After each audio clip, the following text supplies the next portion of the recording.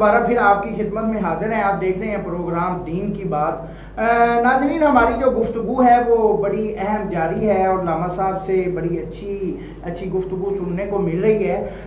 علامہ صاحب، میں آپ کی طرف دوبارہ بھی چلتا ہوں. آپ یہ چیزیں اہم ہیں، میرے خیال میں اس مسائل پر گفتگو کی جائے تو میرے خیال میں ایک پروگرام ہمارا اور بھی ہو سکتا ہے. لیکن چیز اکثر یہ ہے کہ ہمارے جو درمیان بات پائی جاتی ہے کہ اکثر لوگ ناپاکی کا بہانہ بنا لیتے ہیں، کہتے جی ہیں مجھے بواسیر ہے یا پیشاب کے قطرے بار بار آتے ہیں، ہوا کا یعنی کہ بار بار خارج ہونا، یعنی کہ اور یعنی کہ جس طرح عورتوں کی جو مسائل ہیں، اس سے وضو کا کیا یعنی کہ وضو کس طریقے سے یعنی کہ کرنا چاہیے. ایک مثال کے طور پہ کسی کو بیماری ہے تو کیا وہ وضو اس کا رہے گا نہیں رہے گا، یا اس کو کس طریقے سے وضو کرنا چاہیے؟ اچھا، آپ کا یہ سوال بھی سب نہایت ہی امپورٹنٹ ہے، اور اس اعتبار سے میں اپنے ناظرین کو، اپنے جو ہے جاننے والوں کو یہ بتانے کی کوشش کروں گا کہ دو چیزیں ہوتی ہیں. سب سے پہلی چیز ہے کہ ایک انسان کی ہوتی ہے، جیسے آپ نے سوال کیا، اس کا دل نہیں کر رہا تو ایک بہانہ بنا لیتا ہے کہ میں ناپاک ہوں. حالانکہ اللہ تعالیٰ نے جو بندہ مومن کو وہ پاک رکھا ہوا ہے، ٹھیک ہے. ناپاک بھی ہے تو وہ اگر وہ وضو کر لیتا ہے تو وہ پاک ہی شمار ہو جاتا ہے، غسل کر لیتا ہے تو پاک ہی ہو جاتا ہے. یہ اپنا ایک بہانہ ہے. دوسرے نمبر پہ جو ہے نماز کے اندر جو ہے ایک معذور سمجھا جاتا ہے انسان. جیسا کہ بواسیر، آپ کو پتہ ہے اس کے اندر انسان کا جو ہے نا وہ خون باہر آتا ہے. میں آپ کو پہلے چند ایک چیزیں بتاتا ہوں کہ جن چیزوں سے وضو ٹوٹتا ہے. پخانہ اور پیشاب کے مقام سے کسی چیز کا نکلنا، چاہے وہ خون ہو، چاہے وہ پیشاب ہو، چاہے وہ منی ہو، چاہے وہ مزی ہو، چاہے وہ ودی ہو، تین چیزیں جو ہیں. اس کے بعد خون جو ہے، اس کے بعد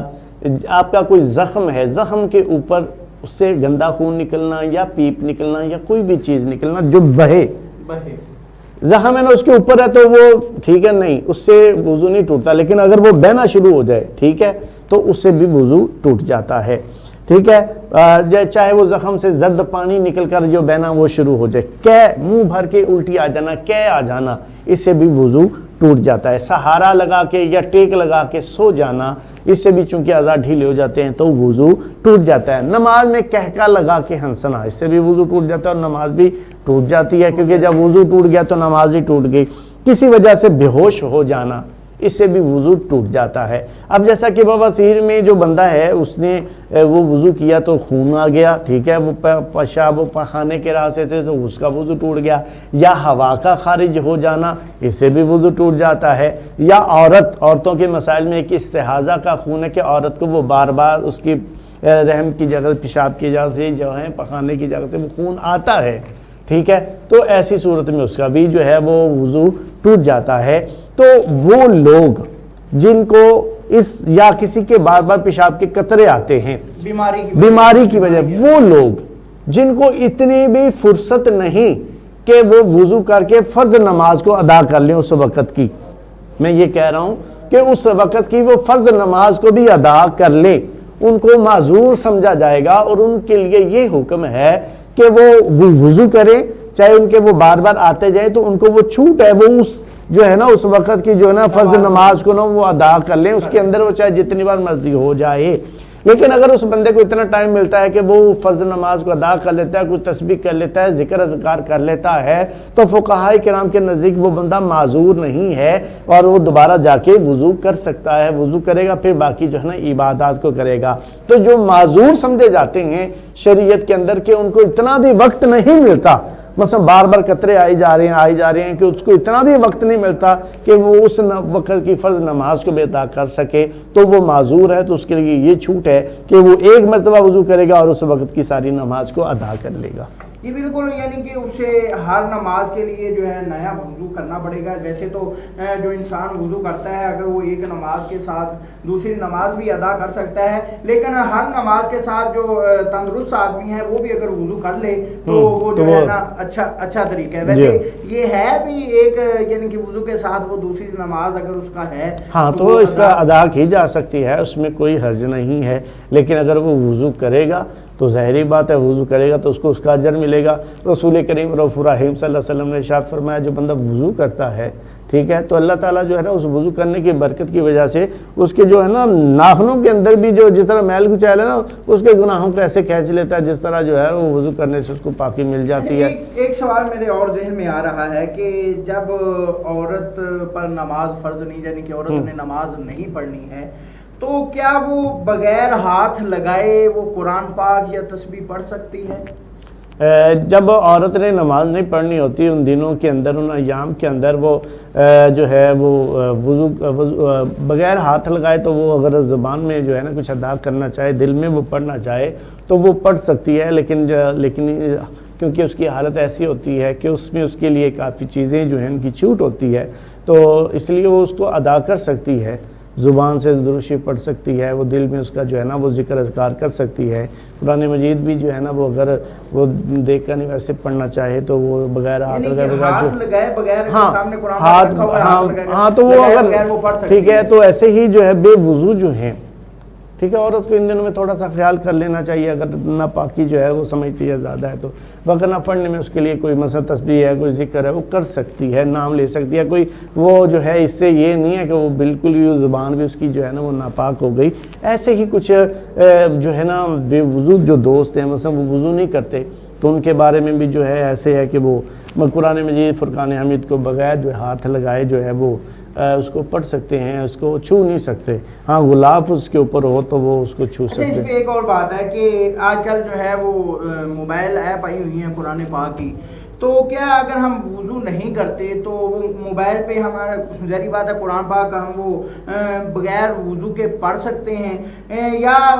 مثال کے طور پہ ذکر و اذکار ہے، درود شریف ہے، یا مثال کے طور پہ اذان کا جواب دینا، کیا ہم بغیر وضو کے یہ کر سکتے ہیں؟ جی یہ بھی ایک بڑا امپورٹنٹ سوال ہے کہ موبائل کے اوپر جو ہے قرآن مجید فرقان حمید کیا یہ وضو کے بغیر پڑھا جا سکتا ہے؟ تو میں نے اپنے ایک مرتبہ اپنے استاد محترم سے بھی یہ سوال کیا تھا، تو انہوں نے بھی یہی جواب دیا کہ بالکل موبائل کے اوپر جو ہے نا وہ بغیر جو ہے آپ وضو کرے کہ یہ جو ہے اس کو قرآن مجید کو پڑھ سکتے ہیں۔ پھر انہوں نے آگے جو یہ جملہ کہا میرے لیے وہ ہمیشہ یادگار ہے، انہوں نے کہا کہ بھائی بغیر جس طرح آپ کو پتہ ہے کہ جس طرح بغیر جو آپ جو ہے کسی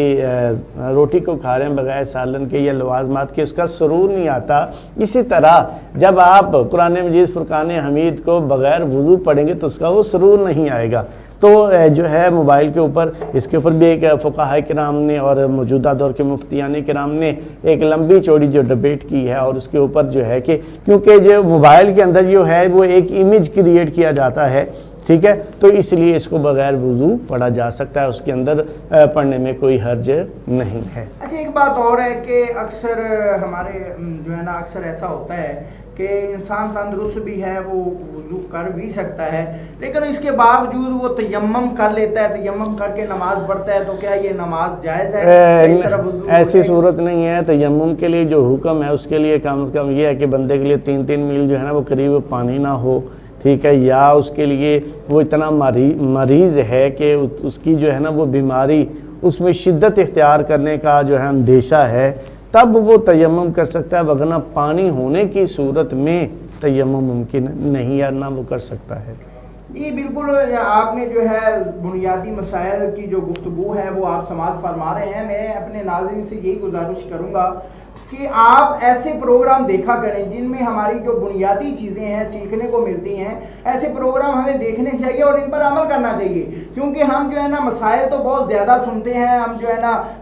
بہت زیادہ علماء کرام کی باتیں سنتے ہیں، علماء کرام کی باتیں سننی بھی چاہیے کیونکہ وہ بھی بہت بڑا ثواب ہے، عالم دین کی زیارت کرنا یہ بھی بہت بڑا ثواب ہے، لیکن ہمارے جو بنیادی مسائل ہیں ان پر ہمیں بڑی توجہ دینی چاہیے، اور جن چیزوں کا ہمیں نہیں پتہ یہ ہمیں اپنے علماء کرام سے سیکھنی چاہیے، ہمیں ان سے پوچھنی چاہیے۔ جو وضو ہے اس کے متعلق ہے، جو نماز کے شرائط ہیں، جو نماز کے فرائض ہیں، اسی طرح جو ساری چیزیں ہیں وہ ہمیں جو ہے وہ سیکھنی چاہیے۔ علامہ صاحب ایک چیز اور ہے کہ وضو ہم کرتے ہیں، مثال کے طور پہ ایک جگہ پہ ایک جو ہے نا بالٹی میں پانی پڑا ہوا ہے، تو وہ اگر ہم ہاتھ سے پانی نکال کے اس بالٹی سے تو ہم وضو کر رہے ہیں تو کیا وضو جائز ہوگا؟ وضو اس طرح ہو جائے گا کہ وہ پانی اگر ہم کسی ڈبے سے لیں گے تو پھر جو ہے نا نکالیں گے؟ دیکھیں اب اس طرح ہے کہ جو حوض ہے نا، حوض وغیرہ یا تو اس میں سے تو ایک چھوٹ ہے در کا حوض ہو تو آپ سب سے پہلے وہی، اس کا طریقہ بھی وہی ہے آپ سب، جیسا کہ میں نے شروع میں بتایا کہ آپ جس حصے سے مثلا ہاتھ سے پانی لینا چاہ رہے ہیں نا، پہلے آپ اس کو تر کر لیں۔ آپ تر کر لیں گے تو پھر پانی آپ ہاں، پھر اس سے استعمال کرتے رہیں تو پھر وہ پانی مستعمل نہیں ہوگا، تو اس سے آپ وضو بھی کر سکتے ہیں۔ ایک چیز اور ہے کہ اکثر آج کل گھروں میں جو ہے نا یہ بیسن وغیرہ لگے ہوتے ہیں، تو بیسن پہ کھڑے ہو کے وضو کر لیتے ہیں، ویسے ہی جو ہے نا کیا اس طرح وضو کرنا یعنی کہ ٹھیک ہے یا بیٹھ کے وضو کرنا کیا چاہیے؟ مطلب کھڑے ہو کے وضو کر رہے ہیں تو وضو کے جو ہے نا بیٹھ کر وضو کرنا یہ اس کے مستحبات میں ہے، سنت ہے، مستحبات میں اونچی جگہ پہ جو ہے نا بیٹھ کے آپ جو ہے نا وہ وضو کریں، تاکہ جو ہے وہ جو ہے پہلے چونکہ وہ کچے تھے حصے جو ہے، ابھی بھی ہمارے گھروں میں جو واش روم ماشاء اللہ پکے ہیں، تو پہلے جو کیچڑ وغیرہ ہو جاتا تھا تو اسی وجہ سے یہ کیا جاتا ہے جب غسل کرنے کے لیے جاتے تو کہا جاتا کہ پہلے سارے کر لیں، لیکن جو پاؤں ہے نا وہ سب سے آخر میں دھوئیں تاکہ پھر وہ مٹی آلود نہ ہو جائیں۔ تو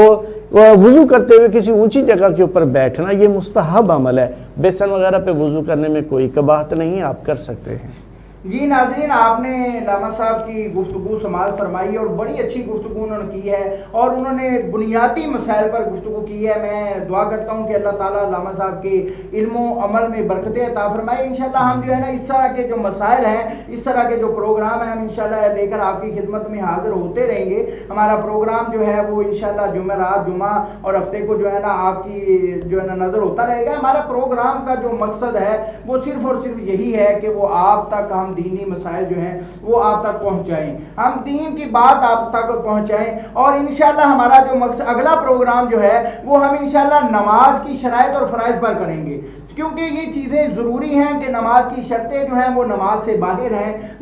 کچھ نماز کے اندر جو فرائض ہیں کہ یعنی کہ کون سی ایسی شرطیں ہیں، کون سے ایسے فرائض ہیں جن کے رہ جانے سے ہماری جو ہے وہ نماز نہیں ہوگی، کیونکہ یہ چیزیں ہمارے لیے بہت ضروری ہیں ہماری عبادات کے لیے۔ جس طرح کہ رمضان المبارک کا مہینہ گزرا ہے، بہت سے لوگوں نے، ہم سب نے، مسلمانوں نے عبادات کی ہیں، ذکر و اذکار کیے ہیں، اور میری دعا ہے خاص طور پر، اور میں اپنے ناظرین سے یہ گزارش بھی کروں گا کہ جس طرح آپ ذوق و شوق سے رمضان المبارک کے مہینے میں عبادات کرتے رہے ہیں، نمازیں پڑھتے رہے ہیں، قرآن پاک کی تلاوت کرتے رہے ہیں، اسی طرح اپنی زندگی کا یہ معمول بنا لیں، اپنی زندگی کا یہ حصہ بنا لیں۔ اگر آپ روزانہ صبح کے ٹائم ایک رکوع بھی قرآن پاک کا پڑھیں گے تو پھر بھی اس کا بہت زیادہ اجر و ثواب ہوگا۔ اگر رمضان المبارک میں آپ ایک سپارہ پڑھتے ہیں تو آگے پیچھے ہمیں کم از کم ایک رکوع تو پڑھنا چاہیے نا۔ یہ ایسا تو نہیں ہے نا ہم رمضان المبارک میں ایک ایک دو سپارے پڑھیں لیکن آگے پیچھے ہم قرآن کو پورے سال کے لیے رکھ دیں، قرآن پاک کو ہاتھ بھی نہ لگائیں۔ یہ ہمارے لیے ایک بہت ہی لمحہ فکریہ ہے، اور ہمیں یہ سوچنا چاہیے کہ ہم اگر رمضان المبارک میں جس طرح ذوق و شوق کے ساتھ مسجد میں خود جاتے ہیں، اپنے بچوں کو لے کے جاتے ہیں، اسی طرح رمضان المبارک کے بعد بھی مسجدوں کی رونق کو بحال رکھیں۔ اسی طرح رمضان المبارک کے بعد بھی مسجد نماز کو اتنا ہی ضروری سمجھے جتنا آپ جو ہے نا رمضان المبارک کے مہینے میں سمجھتے ہیں۔ اگر آپ اسی طرح رمضان المبارک کے مہینے کی طرح دوسرے مہینوں میں بھی نماز پڑھیں گے تو آپ کی جو کامیابی ہے، آپ کا جو دین دنیا میں آنے کا مقصد ہے وہ پورا ہو جائے گا، کیونکہ اللہ رب العزت جو ہے وہ انسان کی عبادات کو دیکھتا ہے، انسان کے دل کو دیکھتا ہے۔ یہ نہیں ہے کہ ہم رمضان المبارک کے مہینے میں تو اللہ کی یاد میں مصروف رہیں، لیکن جو ہی رمضان المبارک گیا ہے تو ہم جو ہے نا نمازیں بھی چھوڑ دیں، قرآن بھی چھوڑ دیں، جھوٹ بولنا شروع کر دیں، برائیاں شروع کر دیں۔ ایسا نہیں ہونا چاہیے، کیونکہ ایک چیز سے اگر ہم نے توبہ کر لی ہے، اگر ہم ایک مہینہ نماز پڑھ سکتے ہیں، نماز پڑھے بغیر نہیں رہ سکتے، تو ہمیں پورا سال بھی یہی سوچنا چاہیے کہ ہم نماز پڑھے بغیر نہیں رہ سکتے. اگر ہم نے ایک مہینہ جھوٹ بولنے سے پرہیز کر لیا ہے تو ہمیں پورا سال کوشش کرنی چاہیے کہ اگر ہم ایک مہینہ جھوٹ بولنے سے پرہیز کر سکتے ہیں تو ہم پورا سال بھی کر سکتے ہیں. اگر ایک مہینہ ہم قرآن پاک کی تلاوت جو ہے وہ ترتیب کے ساتھ زیادہ سے زیادہ کر سکتے ہیں تو ہم رمضان المبارک کے بعد بھی کر سکتے ہیں. اس کا مطلب یہ ہے کہ ہمارے اندر یہ طاقت بھی ہے, قابلیت بھی ہے کہ ہم یہ چیزیں کر سکتے ہیں, لیکن اگر ہم نہیں کریں گے تو پھر ظاہری بات ہے وہ ہماری بدقسمتی ہے, وہ ہمارے جو زندگی کے معاملات ہیں وہ ہمیں پریشان کرنے والی باتیں ہیں. تو یہ ناظرین جو ہماری باتیں ہیں یہ آپ جو ہے نا سماعت فرمائیں. ہمارا پروگرام جو انشاءاللہ وہ آپ کا اصلاحی, آپ کے لیے اور ہمارے لیے اصلاحی پروگرام ہوتا رہے گا. اپنے میزبان حافظ محمد ظہیر احمد کو اجازت دیجیے. اللہ حافظ. زکی برادرز کی فخریہ پیشکش